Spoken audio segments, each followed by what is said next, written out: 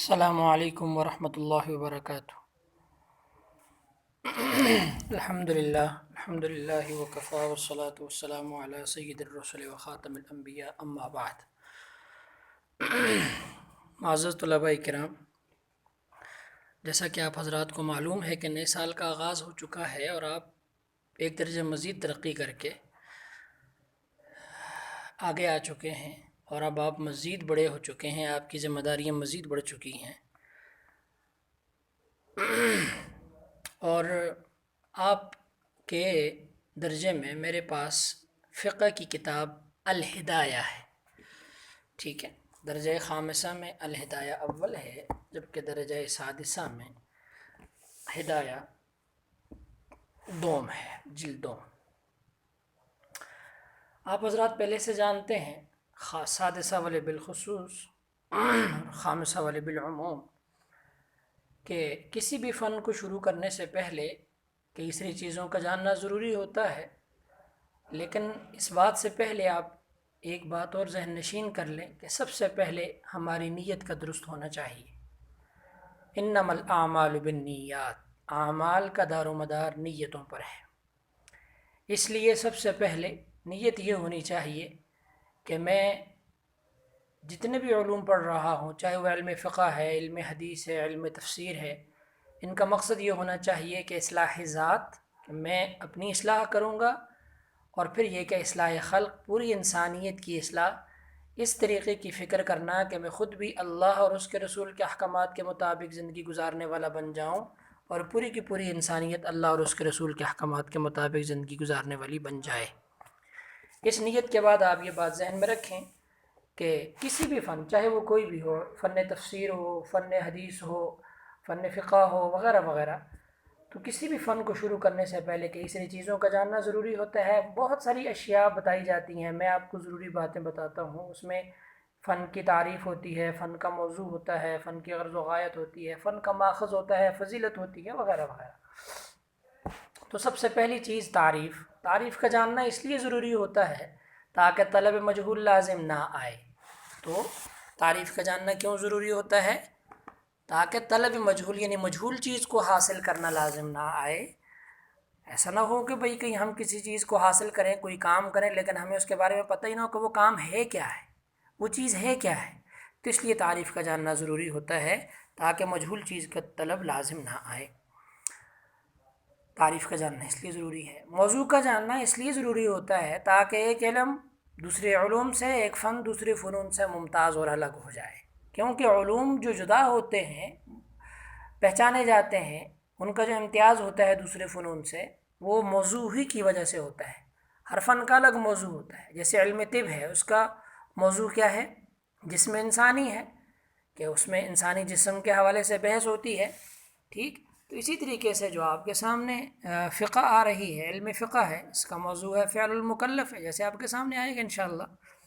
تو موضوع کا جاننا اس لیے ضروری ہوتا ہے تاکہ ایک علم دوسرے علوم سے، یا ایک فن دوسرے فنون سے ممتاز اور الگ ہو جائے۔ تیسرے نمبر پہ غرض و غایت۔ غرض یعنی اس علم کو حاصل کرنے کا مقصد کیا ہے؟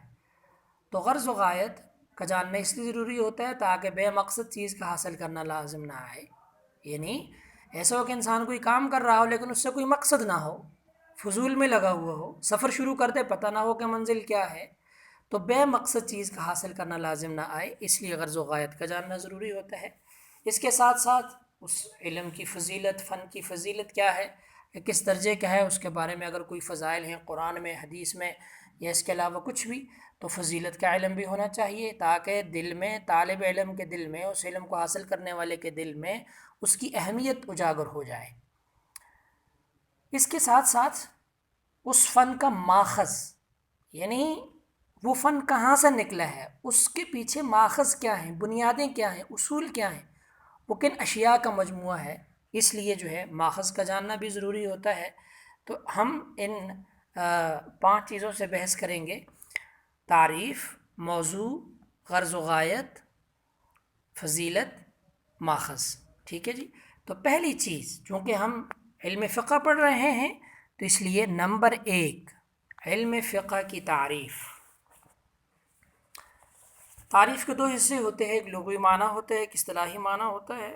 لہٰذا علم فقہ کا لغوی معنی فقہ، اگر یہ باب کرومہ سے ہو، فقوہ یفقہ، باب کرومہ سے، یہ باب کرومہ سے بھی آتا ہے اور باب سمعہ سے بھی. تو اگر یہ باب کرومہ سے ہو تو اس کے معنی ہوتے ہیں فقیہ ہونا، سمجھدار ہونا. فقوہ یفقہ، فقوہ یفقہ، ٹھیک، اس کے معنی ہوتے ہیں، یعنی باب کرومہ سے ہو تو اس کا معنی ہے فقیہ ہونا، سمجھدار ہونا. اور جب یہ فقیہ یفقہ باب سمعہ سے آتا ہے تو اس کے معنی ہوتے ہیں العلم بالشیء، یعنی کسی چیز کا جاننا، سمجھنا. تو فقہ کے لغوی معنی کیا ہوئے؟ دو. اگر یہ فقہ باب کرومہ سے ہو تو اس کا معنی ہے فقیہ ہونا، سمجھدار ہونا. باب سمعہ سے ہو تو اس کا معنی ہوتے ہیں العلم بالشیء، کسی چیز کا جاننا، سمجھنا. 8 منٹ کی بھی نہیں جا رہی. تو فقہ کے لغوی معنی ہم نے دیکھے ہیں کہ باب فقہ باب کرومہ سے ہو تو معنی فقیہ ہونا، باب سمعہ سے ہو تو اس کا معنی ہے العلم بالشیء. اصطلاحی تعریف، فقہ کی اصطلاحی تعریف: العلم بالاحکام الشرعیۃ الفرعیۃ المکتسب من ادلتها التفصیلیہ. پھر سے سماعت فرمائیے: العلم بالاحکام الشرعیۃ الفرعیۃ المکتسب من ادلتها التفصیلیہ. ٹھیک، یعنی احکام شرعیہ فرعیہ کے اس علم کو فقہ کہا جاتا ہے جو احکام کے تفصیلی دلائل کے ذریعے سے حاصل کیے جاتے ہیں. ہم لفظی تعریف کو ساتھ دیکھ لیں. العلم بالاحکام الشرعیۃ الفرعیہ، کہ فقہ نام ہے احکام شرعیہ فرعیہ کے علم کا. کون سے احکام شرعیہ فرعیہ؟ المکتسب، جو حاصل کیے جاتے ہیں، من ادلتها التفصیلیہ، ادلہ تفصیلیہ سے. احکام شرعیہ اور احکام فرعیہ کیا ہیں؟ احکام شرعیہ، شرعی احکام جن کو عقائد کے احکام کہا جاتا ہے، جن کا تعلق عقائد سے ہوتا ہے، وہ احکام شرعیہ ہوتے ہیں. اور احکام فرعیہ جن کا تعلق کیا ہے؟ عمل سے ہوتا ہے، یعنی حلال حرام، یہ نماز روزہ وغیرہ وغیرہ. ٹھیک ہے جی، جن کا تعلق عمل سے ہے، یہ احکام فرعیہ. ادلہ تفصیلیہ کیا ہے؟ کتاب اللہ ہے، سنت رسول ہے، اجماع امت ہے، قیاس ہے. ٹھیک ہے جی. تو یہ احکام شرعیہ فرعیہ جو ہیں، ان کا جاننا یہ کیا ہے؟ علم فقہ ہے. تو فقہ کے لغوی معنی اور اصطلاحی معنی آپ کے سامنے آئے. دوسرے نمبر پر ہم نے آپ کو بتایا تھا علم فقہ کا موضوع. علم فقہ کا موضوع ہے فعل المکلف ثبوتاً او سلباً. فعل المکلف ثبوتاً او سلباً، مکلف کا فعل ثبوتاً او سلباً، یعنی حلال ہونے او سلباً یا حرام ہونے کے اعتبار سے.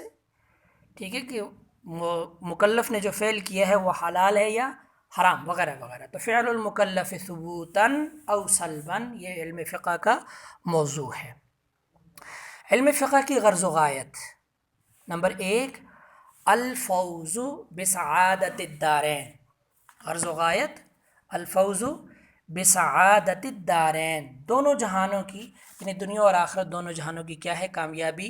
نمبر 1 موضوع، آپ غرض و غایت 2 لکھ لیں. نمبر 1 الفوز بسعادت الدارین، یعنی دنیا آخرت دونوں جہانوں میں کیا ہے؟ کامیابی.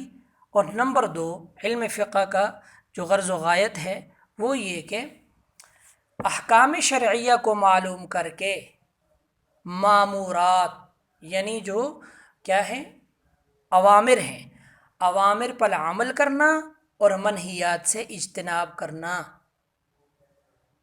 فقہ، علم فقہ کی غرض و غایت: نمبر 1 الفوز بسعادت الدارین، نمبر 2 کہ احکام شرعیہ معلوم کر کے مامورات یعنی اوامر پر عمل کرنا اور منہیات سے اجتناب کرنا اور آخرت میں کامیاب ہونا.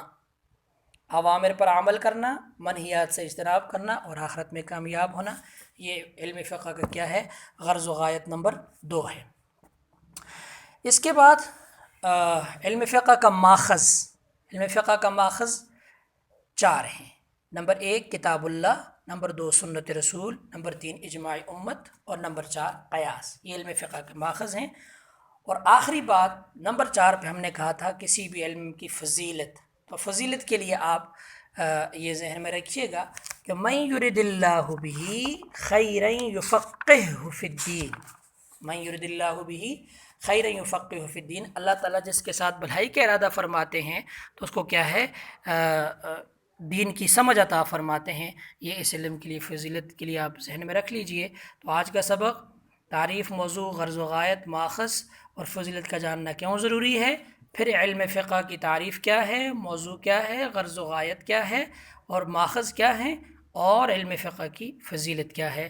واللہ تعالی اعلم بالصواب وعلمہ اتم واحکم، وآخر دعوانا ان الحمد للہ رب العالمین۔